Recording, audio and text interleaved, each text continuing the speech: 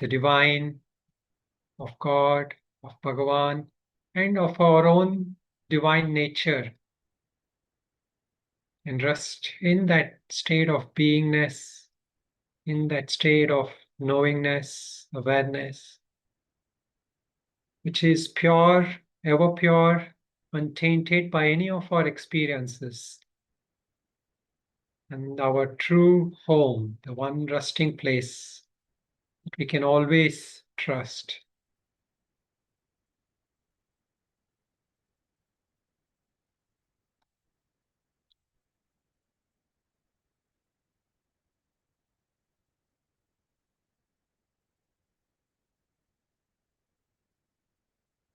Om Namo Narayanaya.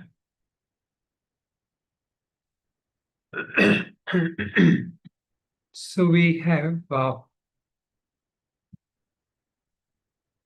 okay. So we have just finished the first chapter, in the Bhagavad Gita, the series of, we have about 18 chapters. In that we have finished the first chapter. So this first chapter, there is one point that I wanted to clarify. Some of you had actually had questions about this. And and last time when I mentioned that response, this is about that aspect of the word yoga in that Arjuna Vishada Yoga. So some of you had questions about it in the last class. So I was focused mostly on the so-called Sanskrit or the grammatical aspect on the usage of that word. So this is some acharyas I have just said that based on the grammatical thing, it is represents sangati, connection. So what is that connection? That connection is that this connects, this is the subject matter that connects to the rest of the text, the teachings. So it is correct also. There is nothing wrong in that. But after going back and looking at some of the other acharyas, some of whom in our own tradition, which we have studied with, there is another aspect, and that aspect also is equally valid. And what is that? Is see that word yoga. So if you really look at it, many of you are familiar with this. Even if you today, if you look internet, you say, what is the meaning of the word yoga? It will come out as union, as the that which yokes. The technically the basic translation of that word. It's that which yokes. That means that which connects, that which joins, connects something together. The Sanskrit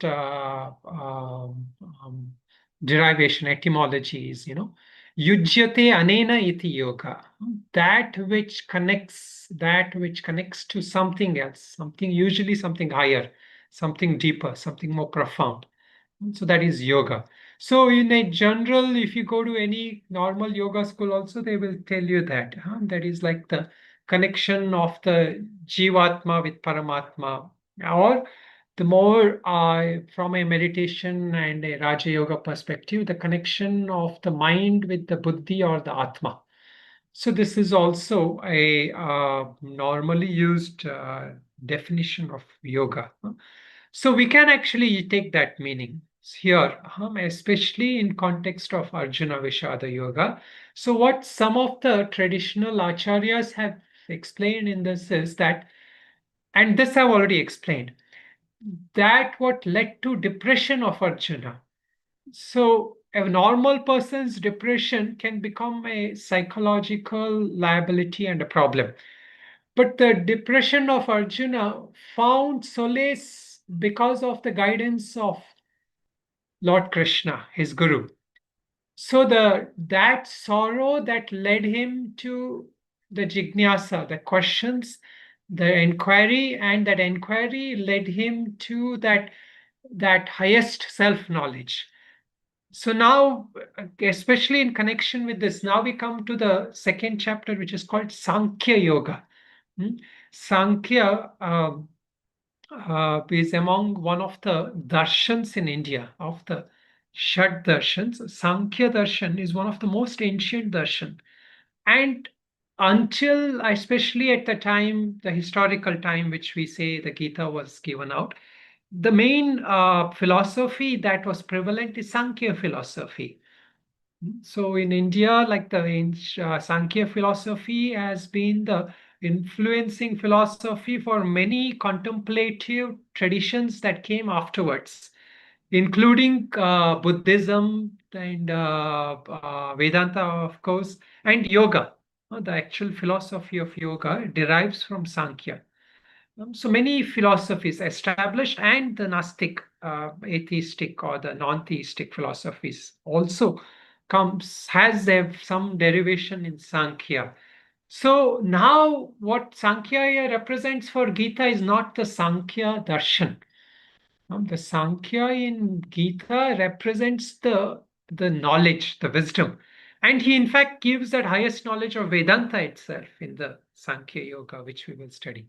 So the Sankhya teachings here is the teachings of Vedanta and the yoga combined together.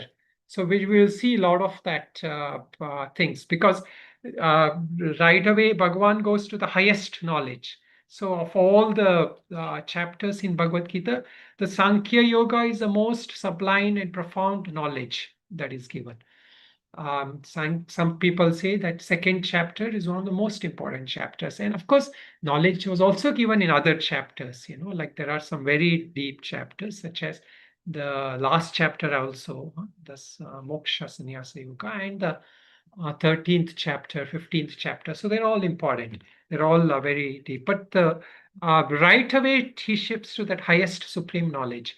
So anyway, the point here is that the word yoga is symbolizing that depression of Arjuna, that sorrow of Arjuna, which led him to seek that supreme knowledge and not wallow in self-pity, not kind of get, destroy oneself by that despondency. Instead, he turned within, he turned to the Lord, and he got that answers, and that also gave us all the answers. So his sorrow is a yoga because it connects to that supreme knowledge. So that word yoga here, that sorrow of Arjuna, connects to that supreme knowledge, that supreme truth, that supreme reality. So that connection here is not just the connection of the subject matter from a grammatical thing, that is correct, but from a philosophical sense. It is an interpretation, of course, that is used by some of the acharyas. It is a connection. Now, let us also look at the word yoga from the Patanjala yoga perspective.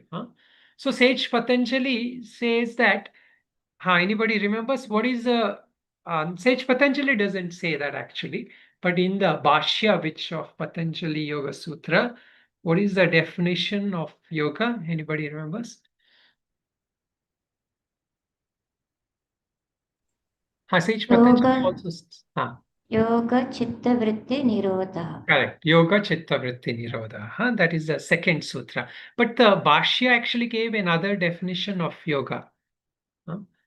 Um, if anybody remembers from the Bhashya. Did it say samadhi? Yoga samadhi. So actually, see that what we called as chitta vritti nirodha was interpreted in the Bhashya by Vyasa as yoga samadhi. So he says that samadhi is a state of mind of the five states of mind. There are other states of mind, like which is klishta and muda, or all that kshipta, muda, vikshipta, and ekagraha and samadhi. These are the five states, he says. But that state of samadhi, he says, is the ultimate, and it pervades all other states in a kind of a background way.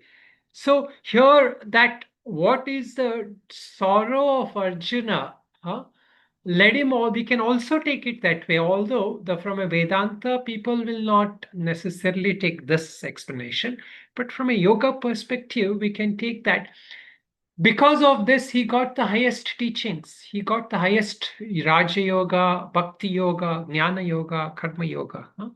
So, and all of them are ultimately taking you to samadhi. So that Vishada of Arjuna, that despondency of Arjuna, is the connection, is that uniting factor, the catalyst which unites to that samadhi also, ultimately. So this is where, that depression in great man is not, in great people, is not to be taken lightly. That depression in, or that sorrow in great people, is a great catalyst for awakening. So this is where, like if you look at the Sankhya Darshan, as I mentioned, is one of the most ancient darshan, and the source of for yoga and other darshan. So the first karika which comes, and also the first sutra also is similar, but the first karika is more popular. So the karikas are more popular. The first karika of Sankhya Darshan, those of us who studied all the darshans, so we sometimes go back and refer to Sankhya. So there he says, and this is also the from where Buddha derived his first noble truth. So here Sankhya Karika says, Dukkhatraya abhighathat jignasa tad abhaghatake heto. The due to that sorrow or affliction created by the threefold suffering, there arises a desire to know the means of its cessation. So the suffering of life, that all that suffering that we experience, because of that suffering of life, there arises a desire to know the cessation, but not in everybody. Those who are inquired, those who are sensitive, for them only it will arise. Interesting. So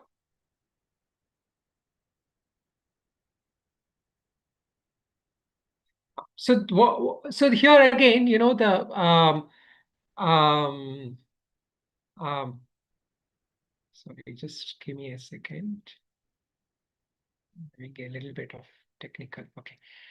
So this Arjuna's sorrow, that sorrow of all great people, that sorrow of great people doesn't make them again to go back and suppress it by taking some temporary reliefs. See, most common man, when there is some sorrow, they try to find some temporary distraction, some relief, some kind of a diversion. But for great people, they use that sorrow to dig deeper into the reality of life, reality into the source of life. So this is the fundamental difference. And the biggest thing is, provided you get guidance, provided you have scriptures, teachers, and all that.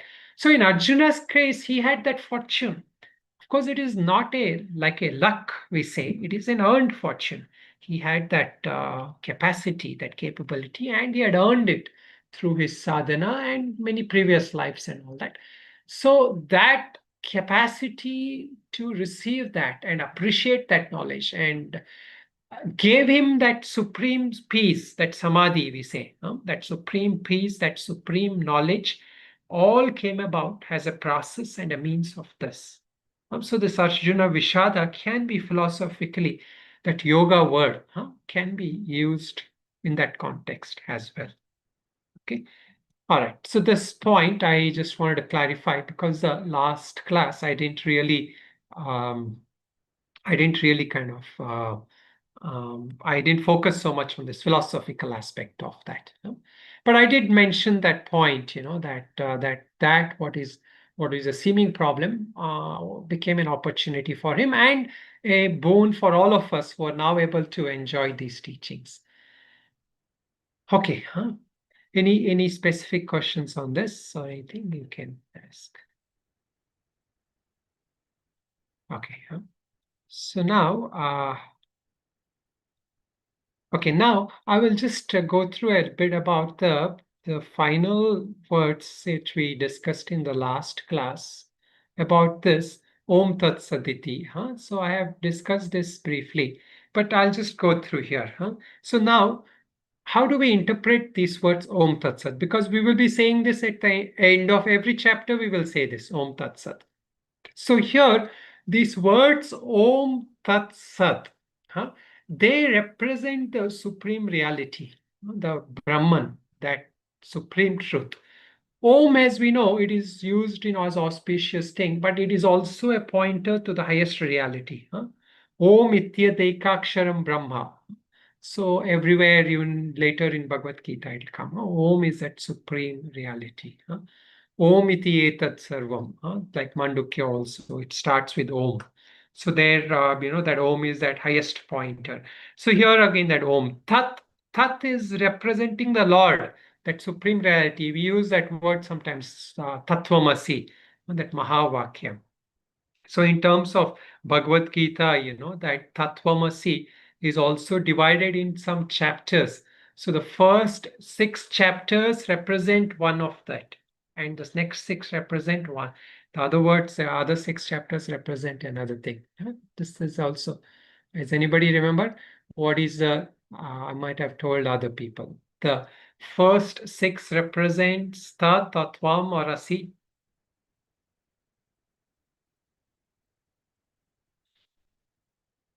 Okay. Is Twamas. Tvam. Okay. Twam. Anybody else? Okay. It's actually correct. It is Tvam. Tvam meaning you. Meaning it is focused on the unraveling the nature of self. Unraveling he's going to talk about the nature of consciousness. Najayate mriyateva. The self doesn't die. It cannot be burnt. Nainam chindanti shastrani. Nainam dahati pa. So that revelation of what is the self is predominantly, it is not only about that, but it is predominantly about it. The next 6 chapters talks about Tat. So this is the difference between Upanishads and Bhagavad Gita. The Bhagavad Gita spends a fair amount of time talking about Bhagavan, about God. So this is where, like sometimes people say it is a religious text because it talks about God also. But from a real Vedantic perspective, it is unraveling the reality of God, from that point of Tattvamasi. Me as that individual, God as a universal, that universal entity. That is where, we see Vishwarupa Darshan will come in the 11th chapter, which is the Lord in so many forms. He reveals all the forms in the universe are Lord. So that kind of a revelation, it comes in the next 6th chapter. Then the remaining 6 chapters focuses on the prakriya of how you equate that tat to tvam, or the tvam to tat. So that that process, will be focus. They will focus more on that.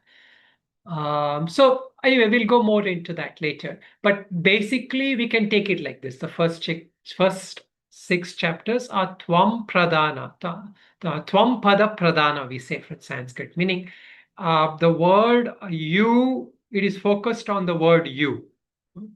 And the next 6 chapters is Tatpada Pradhana. That word Tat is going to be unraveled more, focus more on that. The next 6 is Asi Pada. Okay, the final 6. So here that word Tat, Tat represents a supreme reality in the Saguna form, but who is also that Brahman. That Saguna is that Nirguna. That Saguna is not different from that Nirguna. Okay, and then the Tat Sat. Sat is the existence, the supreme reality. It is the one reality. Sadeva Soumya Idamagrasit, that existence which exists beyond time, beyond that rise of the universe and the dissolution of the universe. Okay, then Srimad Bhagavad Gita. Srimad. So here we can also look at these words. So many of us are familiar. We say Bhagavad Gita. So in a very traditional way, we should say Srimad Bhagavad Gita. So that word Srimad, Srimad comes from the word Shriman. Shriman is a word that is used for somebody who's very wealthy, who's very prosperous, or somebody who's yeah, you can say like who denotes who represents that wealth. So here, what is that? Bhagavat. Bhagavat is Bhagavan, the form of Bhagavan. So the Bhagavan's Gita, Bhagavan's song, Bhagavan's celestial song, as they commonly interpret it, that Lord's celestial song. And Bhagavan, I have mentioned before, the word Bhagavan comes because that Lord is called as Bhagavan because he has six virtues. Bhagavan. Bhaga represents six divine virtues. And the Lord is alone the one who has all these six virtues. These divine virtues. I mean, all of us represent some aspect of that virtues, but that these virtues find their highest potential, their supreme potential in the Lord. Now, what are these six? I will briefly mention. They are Aishwarya, Virya, Yashas, Shri, Jnana, Vairagya. Aishwarya represents the sovereign, sovereignty or the lordship, the supreme mastery. That one who is a master of everything, the whole universe, the Aishwarya here, supreme mastery. And then the Virya. Virya is that supreme strength, the power, that courage, that one who always has the courage. Even a great warrior like Arjuna loses courage at sometimes, loses that power. But the Lord will never. That is he has that supreme virya. Yashas, the fame or the glory, that the one glory that uplifts and inspires everybody. His fame is that supreme fame. That Shri, as we were, is also representing of the wealth or the beauty. Here, the more the beauty, that the one who is that abundant in that form and in that representation. You will see that Krishna's form, many people say, is the most beautiful form. If you look at all the artistic depictions, it's he's supposed to represent the most beautiful, handsome, or whatever we want to call it. Of course, it's beyond male, female kind of designations. And then Jnana, he has a supreme knowledge, the highest reality. From him arises all knowledge, right? Then the Vairagya. So this is also important. So what is the Vairagya from? Because he's in the world and he can do anything, does he get attached to it? No, he's willing to live and go the physical form whenever he wants, or anything. So the Krishna as such is known to be there, do his duty, and then he walks away. He doesn't take anything like that, right? So that is that supreme vairagya. Okay, that is a Bhagavad Path, Srimad Bhagavad Gita. Then Upanishad Su. Upanishad is this is the Upanishad text, as we already know about it. This text represents the Upanishad also, meaning it is the essence of all the Upanishads. And how is it the Upanishads? Because it is giving us the Brahma Vidya. Brahma Vidya means the supreme knowledge, supreme reality it is giving us. And mainly the Mahavakya. They are maybe not directly the Mahavakya has in the Upanishads, but here that Mahavakya is flowing through all the teachings. Yoga Shastra, it is also the text of yoga, the scripture of yoga. See, Vidya is that which gives us the vision, which attempts to transform us by giving us the wisdom. But yoga is the practice that connects us to that vision, as we just discussed right now. So yoga is that process, we can say. The Vidya is that vision, the highest reality. The yoga text itself will not give you that vision of highest reality, because many times we say, that yoga vision is still a little bit compromised vision. So here Bhagavan merges both. He uses the highest Vidya of Vedantic knowledge, which we say is the highest in terms of the truth, and the Yoga Shastra, the process of getting there. How do you get there? So here, of course, the process is mainly put out through the four yogas. What are the four yogas?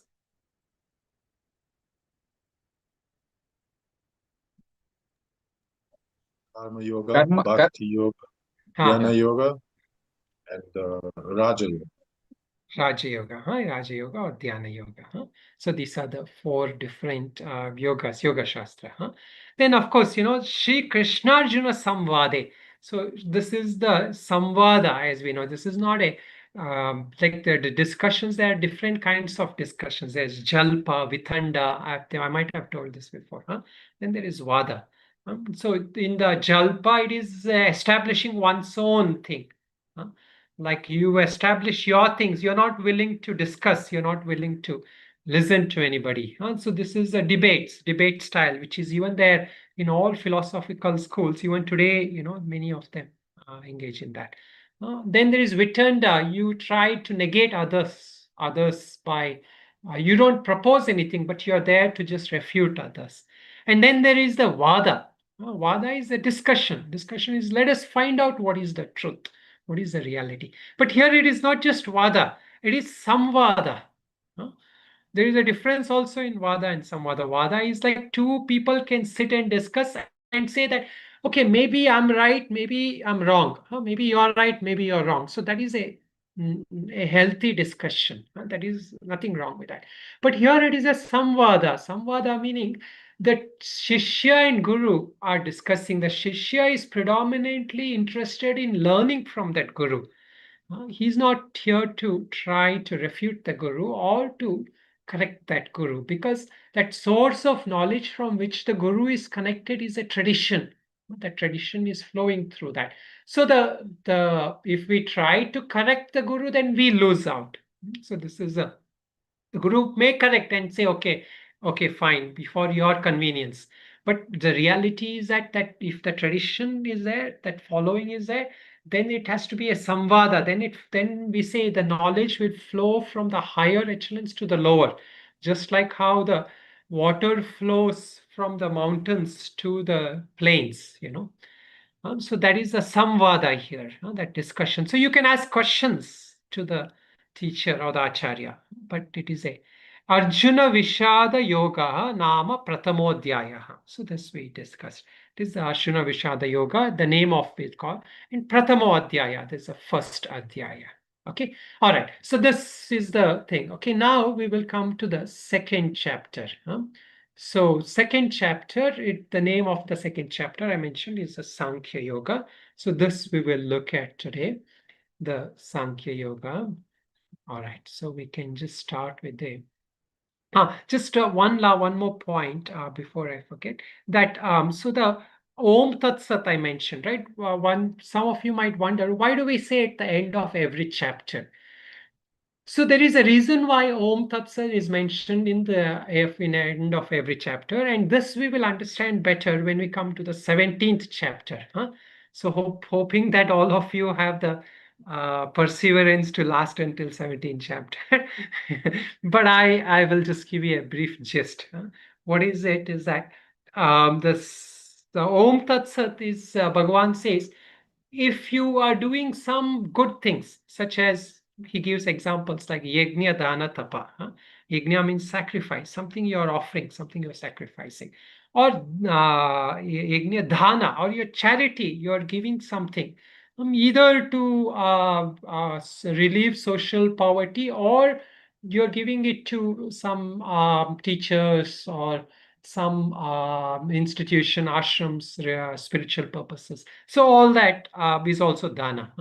Tapaha is your practice, your sadhana, your austerities, which you do. Now, if you do any of these with a rajasic or tamasic attitude, and if, like, for example, if you do a fire ritual and it is done to gain something, and there is a certain kind of a karmic repercussions when you have that kind of attitude. So to purify that, you say Om Tat Sat, and that becomes sattvic. How does it happen? Is it just a magic mantra? Of course, we can take it like it is a special mantra, but what we are doing is the symbology of that is that Om Tat Sat is that supreme pointer. So by that utterance of that and that knowledge that what it represents and that offering to the divine. So even if there is some kind of a defilement, some kind of a wrong understanding through which we are doing our sadhana, that will get purified. That will, or rather, it will come to the point where we have opportunities to purify that and correct our intentions. And that blessing, that grace of the Lord will come when we offer it to the Lord. Meaning that what we get from it, whatever results we get from it, we offer it to the Lord. So even a simple gesture, symbolic. See, ritual really there is a value for ritual, especially when you know its symbolism. huh? If you know what is the symbolism of it, it is even more powerful. Of course, even that also they say it's powerful, but when you understand it, and then it becomes also a mental kind of offering. So that can elevate the heart and purify our intention when there is mental offering, and that offering to that ultimate Lord, ultimate reality. Okay, so now of course, let's go now back to the Sankhya Yoga. So here now it will continue with Sanjaya only. Sanjaya ended that last chapter as a narrator, and Sanjaya will continue as a narrator in the beginning of the second chapter. Okay, so let us chant together, or you can repeat after me. And as always, we invoke the Lord. We invoke the Supreme Lord before we do all of that. And so it starts with this. Om Shri Paramatmane Namaha. Om Shri Om Shri Hare Paramatmane Namaha. Namaha. Srimad Bhagavad Gita. Srimad Srimad Bhagavad Bhagavad Gita. Gita. Atha Dvitiyodhyayah. अथ अथ द्वितीयोऽध्यायः. द्वितीयोऽध्यायः. So here it's not there, but we can say Sankhya Yoga. साङ्ख्ययोगः. Sanjaya Uvacha. Sanjay उवाच Tam Tatha Kripayavishtam. तं तथा कृपयाविष्टम् कृपयाविष्टम् Shrupurnakulekshanam. अश्रुपूर्णाकुलेक्षणम् अश्रुपूर्णाकुलेक्षणम् Vishidantamidam Vakyam. विषीदन्तमिदं विषीदन्तमिदं वाक्यम्. वाक्यम् Uvacha Madhusudana. उवाच उवाच Madhusudan Madhusudan. Shri Bhagavan Uvacha. श्रीभगवानुवाच भगवानुवाच Kutastva कुतस्त्वाकश्मलमिदम् कुतस्त्वाकश्मलमिदम् Sorry. Kutastva कुतस्त्वाकश्मलमिदम् Vishame Samupastitam. विषमे विषमे समुपस्थितम्. समुपस्थितम् Anaryajushtamasvargyam. अनार्यजुष्टमस्वर्ग्यम्. अनार्यजुष्टमस्वर्ग्यम् Akirtikaram अकीर्तिकरमर्जुन. अकीर्तिकरमर्जुन Klebyam Masmagamah Partha. क्लैब्यं क्लेब्यं मास्मगमः मास्मगमः Partha. Partha Naitattvayupapadyate. नैतत्त्वय्युपपद्यते. नैतत्त्वयुपपद्यते Kshudram Hridaya Daurvalyam. रुद्रं हृदयदौर्बल्यम् Tyaktvottishta Parantapa. त्यक्त्वोत्तिष्ठ उत्तिष्ठ परन्तप परन्तप. Okay, so let us just look at this much for today. So here it starts with the Sanjaya saying. So Sanjaya had mentioned in the last chapter that Arjuna gave up. He just sat down because he didn't want to fight. That is where we had left. He had left off, right? So now Sanjaya continues, and Sanjaya here is saying, Tam tata kripaya vishtam. So here Sanjay is actually pointing to that state of Arjuna. What is that state of Arjuna? Arjuna is in a kind of a sad state. He's in a slight plight. He's in a crisis. Vishame, Vishame, and so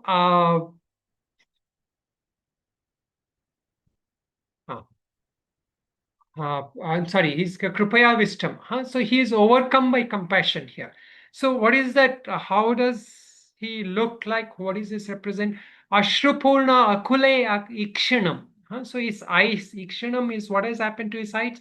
His eyes are almost filled with sorrow. Like, sometimes we see somebody is almost emotionally overcome. They're not crying, but like tears kind of well up in their eyes. So similarly, and that is a sign of, see, when tears come not caused by outer factors but by inner factors, it can be only two reasons, right? If you are completely ecstatic with joy, or you're caught up with grief, or some kind of a sorrow, compassion kind of thing. So that second case was Arjuna's. Vishidantam idam vakyam. So to them, to one who was in this state, finally the Lord now talks. Until now, the Lord was just listening. Like when normally when you go to some counselor or somebody, right? So they will not immediately kind of start giving you advice, right? They will try to listen to you. Of course, if that person knows you a lot, they know, and then they will, like in terms of many acharyas and all that, they know us very well. So we don't have to give them the whole story. We just tell a little bit, and then they know. But in this case, Krishna was not in that state of a guru yet. So he was there as a friend. So he was trying to just listen, hoping that he will resolve it himself. But now he has given up. He's almost in tears. He's kind of given up the battle. Then finally, now the Lord says, and the Lord doesn't come and say, like, oh, yeah, I understand your sorrow, oh, your poor, poor thing, like as maybe we will expect some kind of a counselor to do. The Lord cuts that thing right away, and he gets to that heart of that problem, and he addresses Arjuna right away.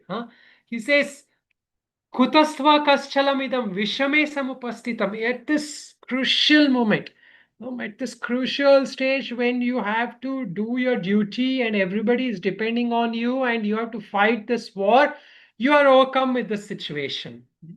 Like, when we might say this, right? Like somebody has to give a public talk and they're prepared for a long time. Then when the finally crowd comes, they are kind of getting weak and they're trying to back out. uh, then you tell them, right? Like if you're their friend and say, what are you doing? You practiced for so long, you all the time. Go out and give that talk, right? That is how we will try to encourage them. So like that only, here he's not kind of giving him more reasons to say, yeah, you're right, let us go back, let us stop this battle. No, he's saying, you are, what has happened to you, what has become of you, anarya justam aswargyam akirti karam Arjuna. It is not like a Aryas are like those clans, who are Aryan clans, we say. So the part of Indian race, they say, is Aryan clans. So Aryas are brave people. They are the ones who are upholders of truth, of dharma, and all that. So you are acting like an anarya justam. Aswargyam, that what you are saying, that I will do sins and I will go to hell. What you're doing now will take you to hell rather than not fighting that battle. Of course, later he will explain all this, but here he is pointing out that your reasoning of dharma is not correct. That what you have taken as dharma, that kula dharma and all that vishesha dharmas, that logic of dharma will actually take you to hell, not by non-killing, not that ahimsa here. No, not that non-killing will take you to heaven, and killing will take you to hell, not like that here. Here, by not fighting that battle, you will go to that hell. huh? Akirtikaram Arjuna, you have been looked upon by so many people. You are the role model, and a lot of people later, what will they talk about you? What will they talk about Pandavas? That the one who gave up the battle, nobody is going to praise you if you give up that battle, because so many people's lives are at stake here. You gave up everything, and at this crucial point. So he's trying to wake him up. He's trying to give him a reality check, a very kind of a Like when we try to sometimes say, like, what is that expression? I don't know. Like you try to throw cold water on somebody or something.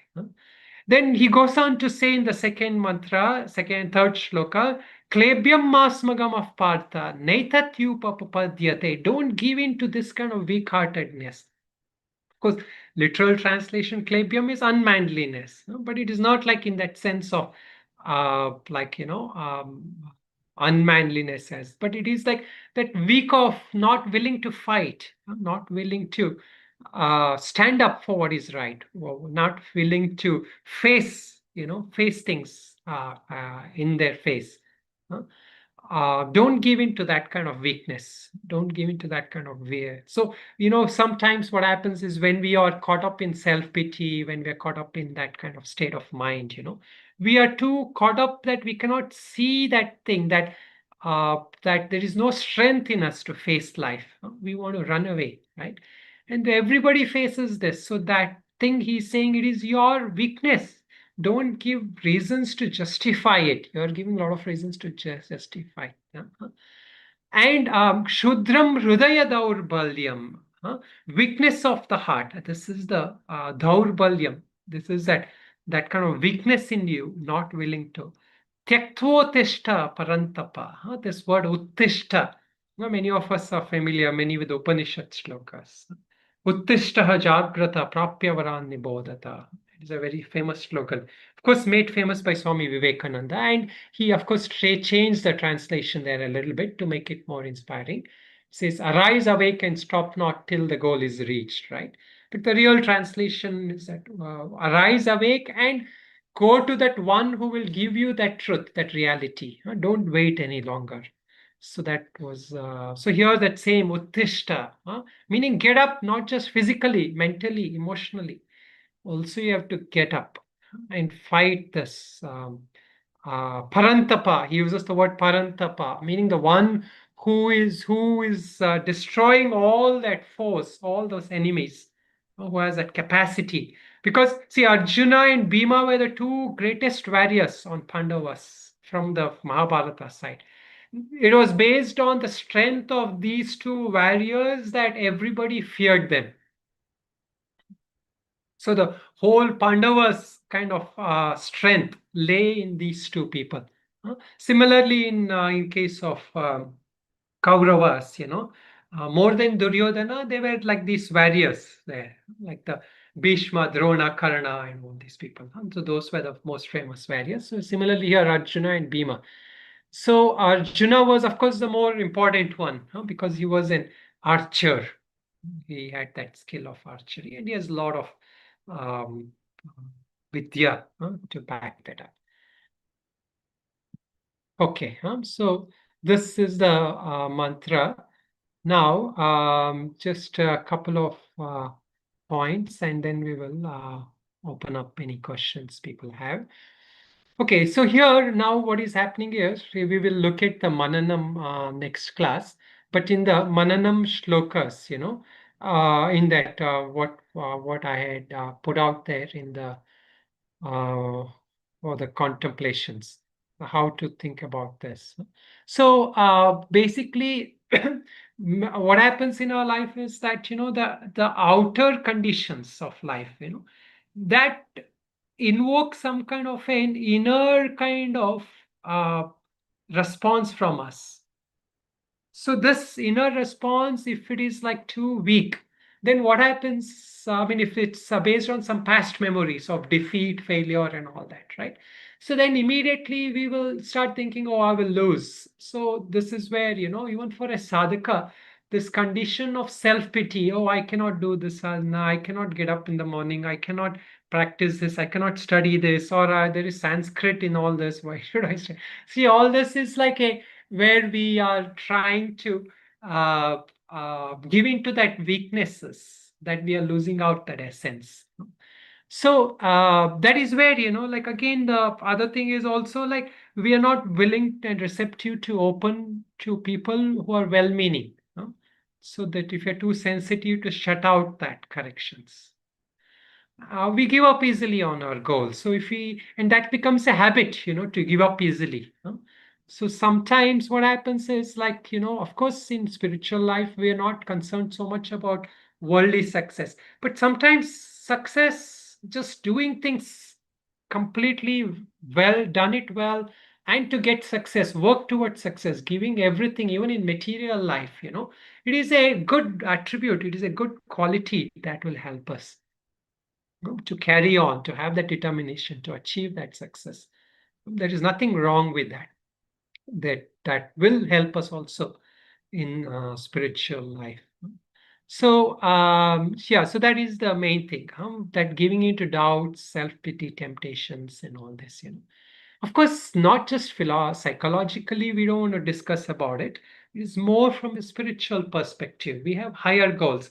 In fact, those who attended the Manana today, I mentioned about how to go about making sankalpa. So when we discuss about sankalpa, or what we call as resolutions, a normal person's resolution gets broken easily, but a spiritual resolution, in fact, in Vedic thing also, there is a lot of sankalpa. There's a certain process. You hold your hand like this, you put it on your lap, and there's a purification, and all that is done. And then there is, of course, you have to invoke the grace of some higher power for us to overcome that. Of course, here Arjuna is able to physically call upon Krishna, but for us also, any point of time when we are weak, we can call upon the Lord, or whomsoever we take as that ultimate reality, the higher refuge, to empower that sankalpa for us. How many other times it gets broken by ourselves, we will not be able to carry out. So we need the power and the strength of the God and the gurus to empower that sankalpa. And we should have that vision of that ultimate positive things where we will head towards it. Okay, so yeah, any questions people want to ask? Feel free to. Swamiji Pranam, Mihir here. Okay. Just to contemplate on this self-pity thing, what we call in modern terms, it probably gets into a mental rut. Then, as you called, as you said, ki the laziness and the thing. So, how do we get back into the zone of working towards success day by day? Like, that's my main question. I mean, it's very difficult to do. It's very easy to, well, not easy, but when a person is going through that thing, how do we get out of it?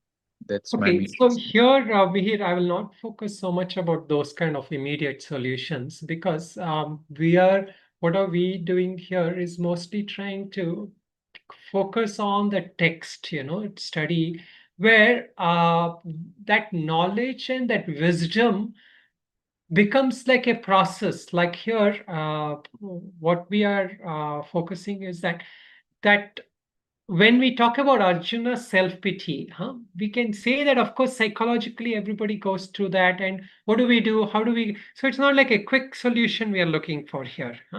We are looking for a solution where we will not ever have to face this.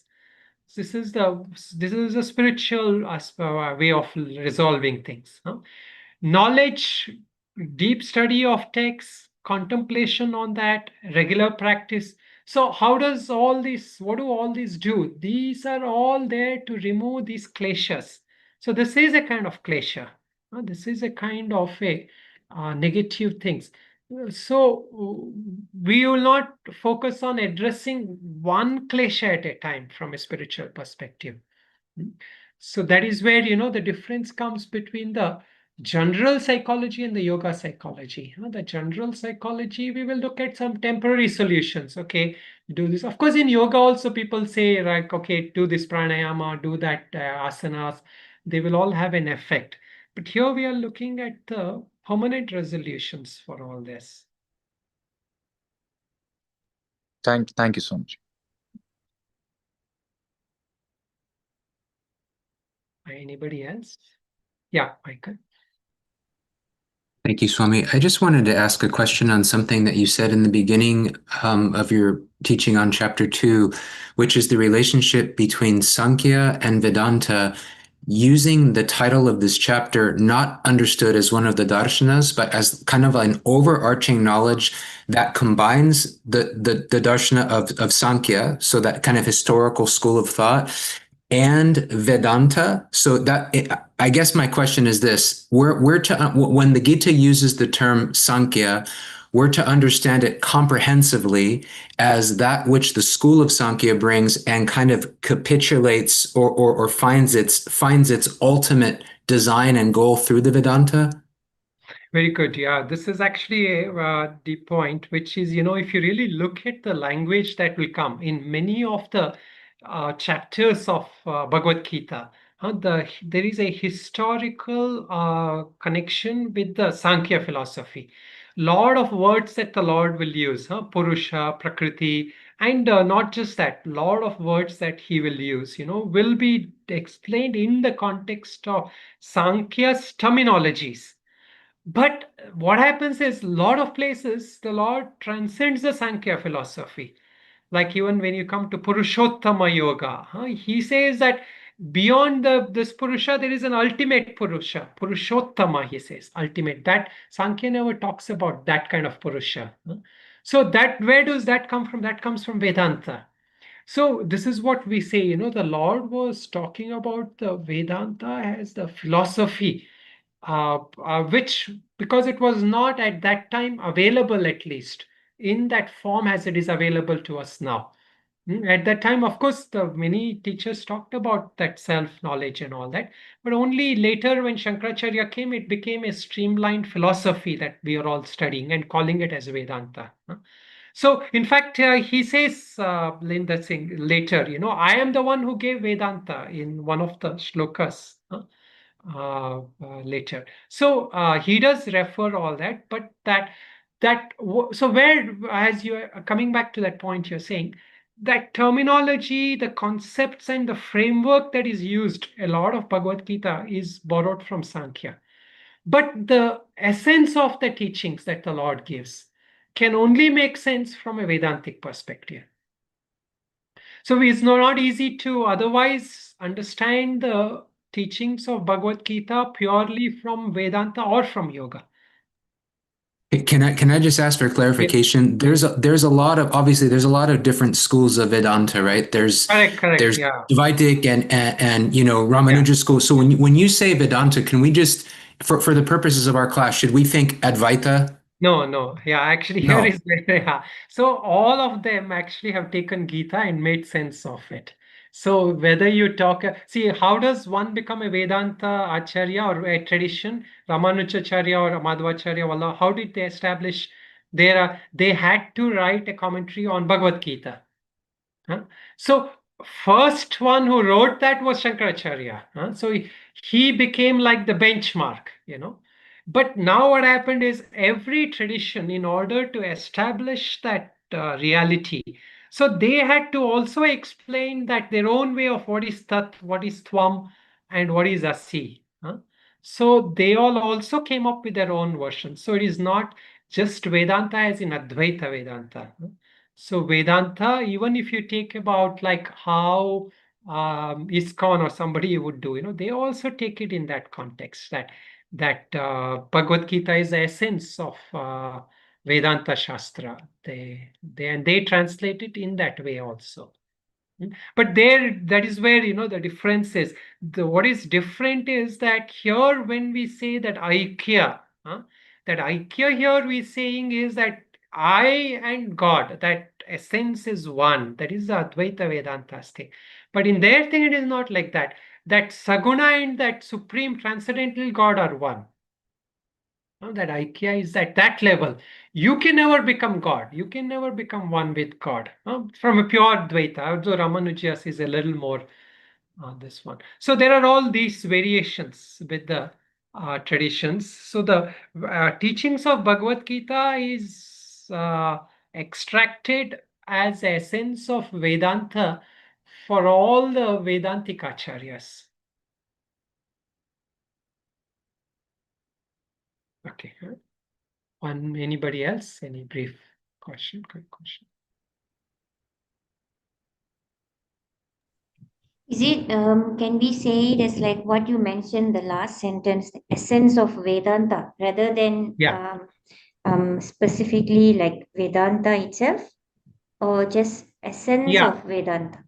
We say it's more like the essence of Upanishads, like as we chant in the Sarva Upanishado Gavo. So essence of Upanishads means Vedanta. I mean, is can also be taken as essence of Vedanta. But here, of course, we do not exactly say it is uh, like the summary of Vedanta, because Vedanta is too broad, and as Michael himself pointed out, each one has a different version of what Vedanta stands for. So we cannot take it exactly as the essence of Vedanta only, but you can say that the essence of Vedanta is here in Bhagavad Gita. You will find the essence of Vedanta in Bhagavad Gita, expressed especially in that thing of what I mentioned, that it doesn't talk only about you as that soul which never dies and which is always there. It will also talk about God. So Upanishads doesn't talk much about God. Here the only difference why it appeals to dualistic Vedantic traditions and non-dualistic thing is because it does address also about God. There is a supreme reality, it says. There is a universal reality. There is a universal being. So that point is different in the Bhagavad Gita. So this is where, sometimes, in fact, maybe some of you also may not connect to some parts of Bhagavad Gita, because it does have this aspect of bhakti. It integrates bhakti also. So, but you can take that aspect that works for you. There is dhyana and all. There is a very deep aspect about bhakti in Bhagavad Gita. But yet, see, the beauty of Bhagavad Gita is that it will talk about bhakti without compromising that jnana, without compromising that supreme reality. Like many other Upanishads, sometimes when it talks about the knowledge, the supreme non-dual reality, it will compromise the bhakti part. Meaning it will give a second thing to the bhakti part. So here that bhakti is it has equal status almost in Bhagavad Gita. All the four yogas has equal status. But of course, jnana is the most important thing, because it is that knowledge that will give us that ultimate freedom, right? Okay, huh? All right, we will stop at this. Om Purnamada Purnamidam Purnat Purnamadachyate Purnasya Purnamadaya Purnamevavashishyate. Om Shanti Shanti Shanti.